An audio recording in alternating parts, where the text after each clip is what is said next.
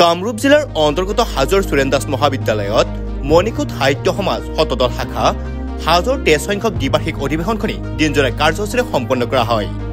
সেই অনুসৰি পুৱা অসম সাহিত্য সভাৰ পতাকা উত্তোলন, বন্তি প্ৰজ্বলন, স্মৃতি তৰ্পণৰ পিছতে মুকলি সভা অনুষ্ঠিত হয়।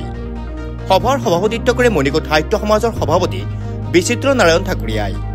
সভাত হাজো সুৰেন দাস মহাবিদ্যালয়ৰ ভূগোল বিভাগৰ মুৰব্বী অধ্যাপক ডক্টৰ জয়ন্ত কুমাৰ দাসে সম্পাদনা কৰা মণিকূট দৰ্পণ উন্মোচন কৰে লোক নিৰ্মাণ বিভাগৰ অৱসৰপ্ৰাপ্ত মুখ্য অভিযন্তা প্ৰদ্যুৎ কুমাৰ চৌধুৰীয়ে। সভাত নিৰ্দিষ্ট বক্তাৰ আসন অলংকৃত কৰে মণিকূট সাহিত্য সমাজ হাজোৰ প্ৰাক্তন সভাপতি শ্ৰী প্ৰকাশ দাসে আৰু আমন্ত্ৰিত অতিথিৰ আসন অলংকৃত কৰে কামৰূপ জিলা সাহিত্য সভাৰ সম্পাদক ৰজনী হালৈয়ে।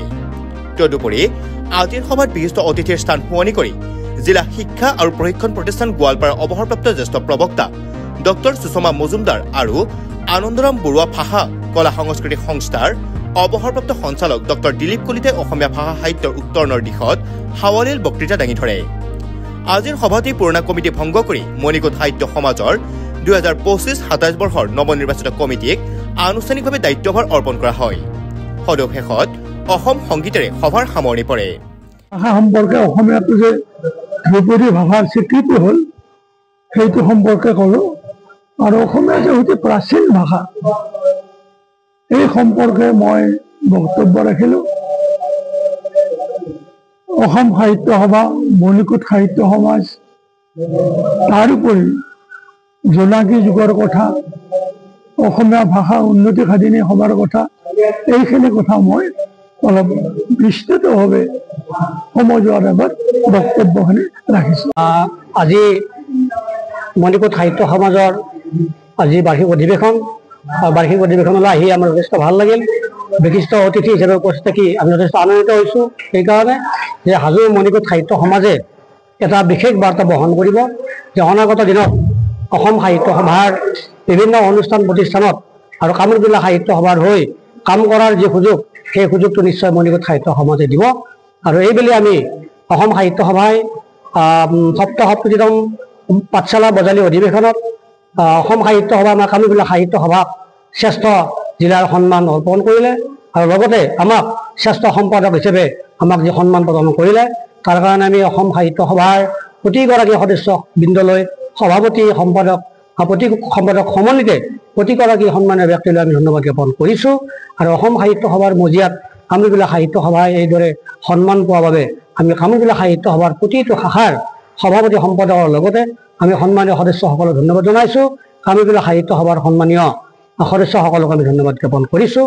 আমি আশা ৰাখিম আমাৰ অনাগত দিনত আমি যাতে কামৰূপ জিলা সাহিত্য সভাই আমি আকৌ অসম সাহিত্য সভাৰ মজিয়াত আমি শ্ৰেষ্ঠ জিলাৰ সন্মান আজৰি আনিব পাৰোঁ। তাৰ কাৰণে আমি নিশ্চয় আৰু বেছি কাম কৰিব লাগিব।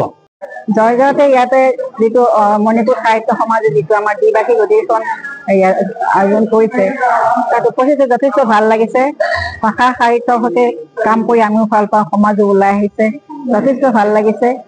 আৰু আমাৰ ইয়াতে যিখিনি আমাৰ বক্তৃতা অনুষ্ঠান পতা হৈছে সকলো গৰাকী ইমান সাৰুৱা ৰখাল আমাৰ ভাষাৰ বিষয়ে, তাৰমানে ভাষা আমি কেনেকে আগবাঢ়িব লাগিব, ভাষা সংস্কৃতি সংৰক্ষণৰ ক্ষেত্ৰত কেনেকে আমি আগবাঢ়িব লাগিব বা মাতৃভাষাক আমি কেনেকে জীয়াই ৰাখিব লাগিব।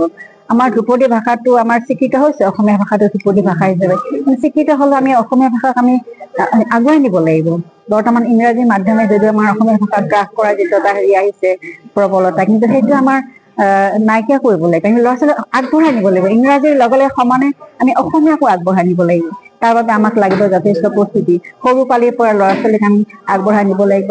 চিত্ৰাংকন প্ৰতিযোগিতা হওক বা কবিতা প্ৰতিযোগিতা হওক বা গল্প প্ৰতিযোগিতাই হওক, অসমীয়া ভাষাত আমি কেনেকে এইবিলাক লিখা মেলা কৰি ল'ৰা ছোৱালীবিলাক আগবাঢ়ি যাব পাৰে, সাহিত্য সংস্কৃতি আমাৰ অসমীয়া সাহিত্য সংস্কৃতি আগবঢ়াই নিয়াৰ ক্ষেত্ৰত কেনেকে আগবাঢ়ি যাব পাৰে সেই ক্ষেত্ৰত আমি যথেষ্ট আমাৰ পিতৃ মাতৃ, আমাৰ সমাজ, আমাৰ শিক্ষাগুৰুসকল সকলোৱে আমাৰ সচেতন হ'ব লাগিব আৰু মাতৃভাষা আমি আগুৱাই লৈ যাব লাগিব। হাজোৰ পৰা অনামিকা কলিতাৰ report, news any 365। Stay informed, stay ahead. News Any 365.